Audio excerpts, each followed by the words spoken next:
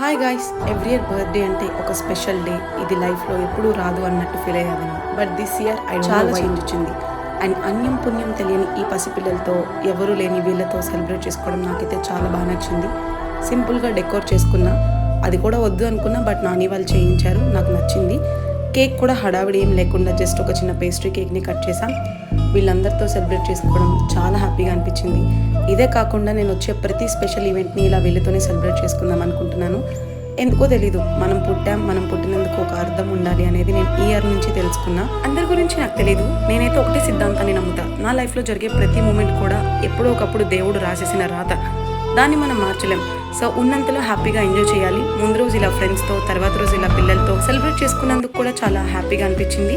తర్వాత నా బర్త్డే రోజు వేసుకున్న అవుట్ఫిట్స్, ఫ్లైట్లో I'm very thankful to have you all in my life. Thank you so much. పిల్లలతో జరుపుకున్న ఫుల్ వీడియోని ఇక్కడ ట్యాగ్ చేస్తున్నాను. ఈ లింక్ మీద క్లిక్ చేసి ఫుల్ వీడియో చూడండి.